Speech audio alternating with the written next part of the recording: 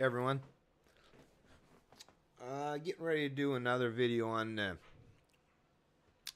Actually, I'm not sure who does this iPolitics. It's a Canadian online, predominantly. It might even be a magazine.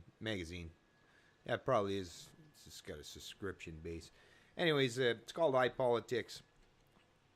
I'm not sure who Clive Crook is. This is the author of the comment. Clive Crook. What's up with that, right? But anyways, the headline is, well, it's typical collectivist bull fucking shit. Anyways, it's probably some socialist or communist or, well, First Nations. A lot of First Nation people I consider communists. They don't believe in property rights, and they believe all about, sacrificing the individual for the greater community and all that. So yeah, communism. But anyways, either way, it's how criminals help build modern capitalism. I'll read a little bit of it anyways. Whenever buyers and sellers get together, opportunities to fleece the other guy arise. Now think about what they're saying there. The history of markets is in part the history of lying, cheating, and stealing, and of the effort down the years to fight commercial crime. If somebody just landed on this fucking planet and didn't know a whole lot about things, and you start explaining to them what capitalism means, real capitalism, I mean real capitalism, not fascism, not crony capitalism, not corporatism, but free market capitalism, laissez-faire capitalism, the way market capitalism, the way it's intended, and then you told them what government is, which is, look all this shit up in the dictionary, you fucks. They're online. Capitalism. Look at capitalism, and then look at government. And you'll see that just on those first few sentences, a person would say, oh, wait, this sounds like they're describing government, not market capitalism. Because governments, like here, this is where the fucking idiots that write the laws for cronies to come fucking screw with you. These are the people that take your money on a regular basis. How you can mistake and lie to you continuously, that destroy the economy. If you want to fucking suggest maybe what Canadian Tire is, we should fear Canadian Tire, but let's just overlook the federal fucking government, right? Canadian Tire's after you. Federal government, though. Oh, no, we need them. We need government. Only an indoctrinated mind into the collective mind believes in this bullshit. Anyways, let's continue on. In fact, the evolution of the modern economy owes more than you might think to these outlaws. That's the theme of Forging Capitalism, Rogues, Swindles, Frauds, and the Rise of Modern Finance by Ian Klaus. It's a history of financial crimes in the 19th and early 20th century that traces a recurring sequence. New markets, new ways to cheat, new ways to transact and secure trust. As quote says, criminals help build modern capitalism.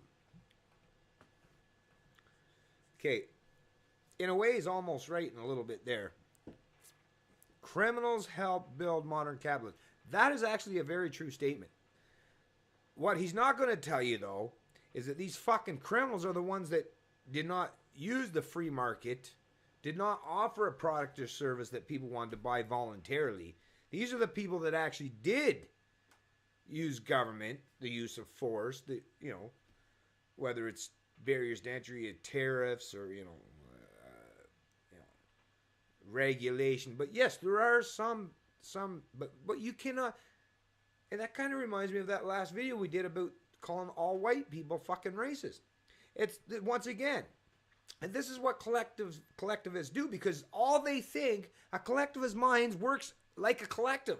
So they don't understand. But see, with an individual that has an individual mind that thinks like an individual, I know how to fucking separate the difference between a free market capitalist, someone that goes out and starts a business like myself, that just wants to offer a product or service and make a small profit so that I can continue to grow the business. And everything's done voluntarily, no force involved whatsoever. I understand and recognize the difference between that and using government force to fucking force people to buy your shit or to use your service. But see, these collectivists, they have that collective mentality. So they don't know how to discern the difference between an individual, because to them, an individual, wait a minute, there's no such thing. You're just supposed to yield to the collective, right? So this is the fucking, what a and you wonder why I can't stand collectivism. I mean, I didn't even know what collectivism was probably 7, 8 years ago. You know, I mean, I knew what socialism was. I knew what communism was. I mean, we were all growing up. I mean, most of us were taught at least a couple little things about it, right? But holy shit. I mean, whether it was, religious people in my family, socialists, I've heard from communists, the First Nations people, every goddamn group that has at the very basis of their foundational philosophy, where the individual sacrifices for the collective good, every single one of them think like this.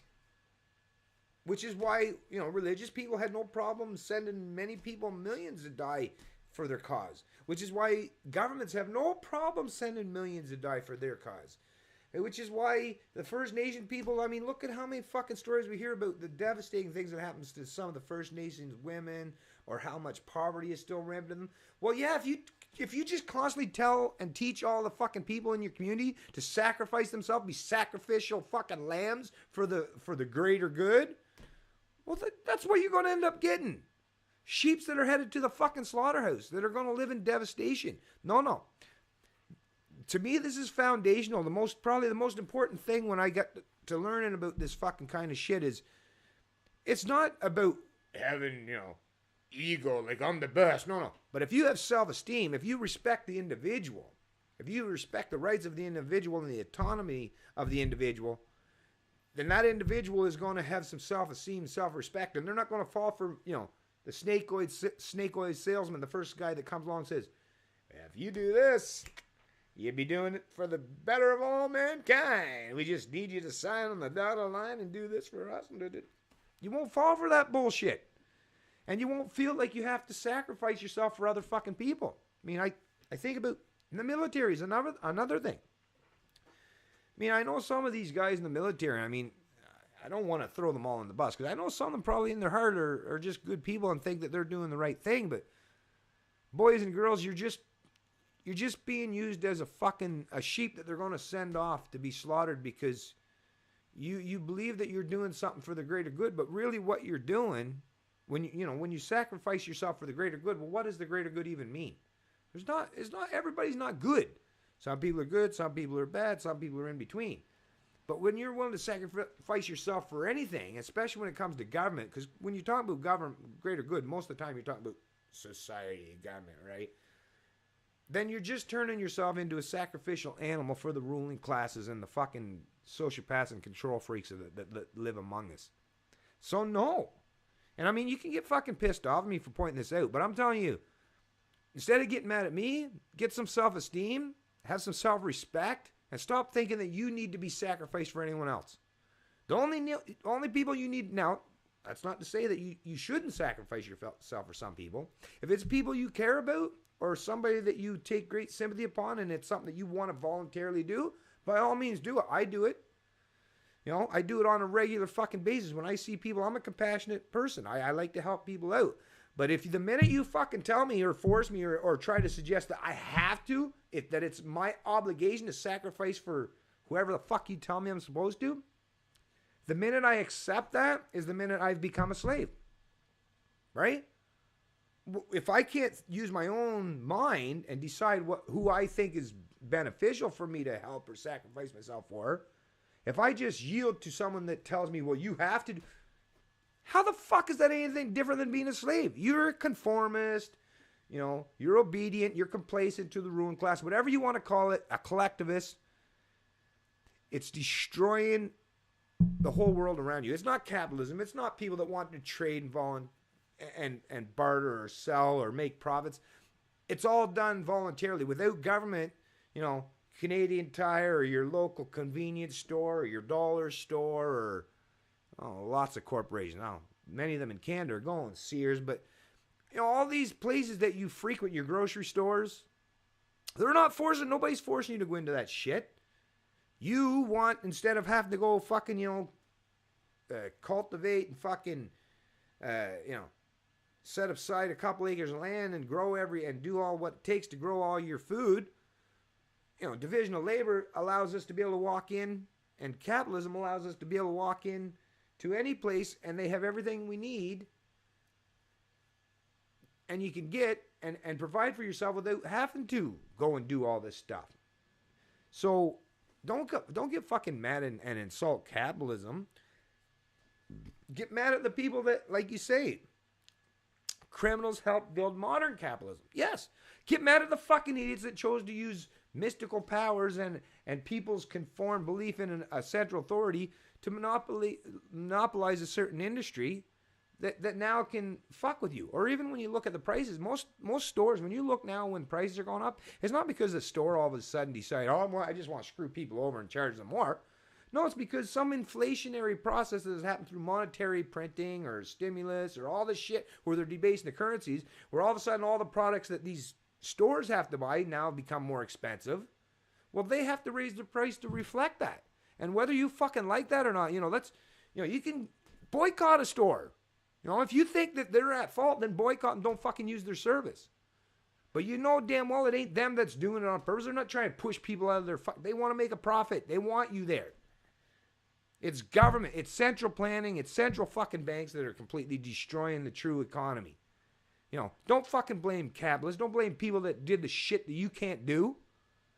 I find most anti-capitalists are just losers and parasites that, when given it most situations in their life, they've always lost to somebody else. So they look at themselves as losers and that they're never going to succeed and this. So they don't like seeing other people succeed, and they think that when other people succeed, well, they must have done it. Well, if I can't do it, they must have had help some fucking way. Well, no. Some people are just better at things than others. That's all. Try again. Maybe you'll succeed the next time, but don't fucking hate on the people that did succeed. I mean, shit, look at all the things that we get to enjoy. I'm kind of glad it's raining out today. I'm kind of fucking glad that I got a warm, roof over my head, without having to go out and fucking, do a bunch of fucking crazy ass shit and, whatever the hell I would have to do to fucking build all my own stuff. Luckily, we live in a world where capitalists can offer us basically everything we need, produce as long as they can make a profit. It's a win-win. Everybody wins. Everybody wins under a capitalist system because nobody is forced to do anything. Now, in our current country like Canada, it's not pure capitalism. No, you have fucking state corporatism, fascism. So yeah, if you're pissed off about how some of the things that happen today, well, fine. But don't blame the fucking people that try to start a business. Blame the people, these fucks, that have made it so that they have to turn into cronies in order to survive. Because that's the thing. When you function in an environment when government creates cronyism, fascism, if you don't become a fascist yourself, well, you're going to fucking lose out real quick. That's the most devastating aspect of it, is the honest people are the ones actually that are the least successful, the small and medium companies in this country, which, they're still vast in number and they're still trying their best. They're still trying to compete with these fucking fascists, these government and these big corporations that are working together to screw everyone over. Get mad at them. Don't get mad at fucking capitalism. Don't get mad at people that want to provide you with everything that you enjoy, all the amenities you and convenience and comforts you enjoy. Don't get fucking mad at them. Get mad at these crony fuckers. I mean, think about it. Here's what I want everyone to do. Every time you see some article or you're pissed off about something that's happening and it's a business or something, look and actually do the investigating. You'll find that it's governments are you'll always find, if you find an industry where the government has no fucking nothing to say, nothing to do with it at all, I guarantee that won't be an industry you'll be bitching about. It'll be the ones where the government's involved in. The ones where they're creating monopolies and being able to fucking force other people out of the competitive marketplace to give their buddies a leg up. So please, just stop with your anti-capitalist bullshit, because it's really getting old. It's the Canadian Libertarian.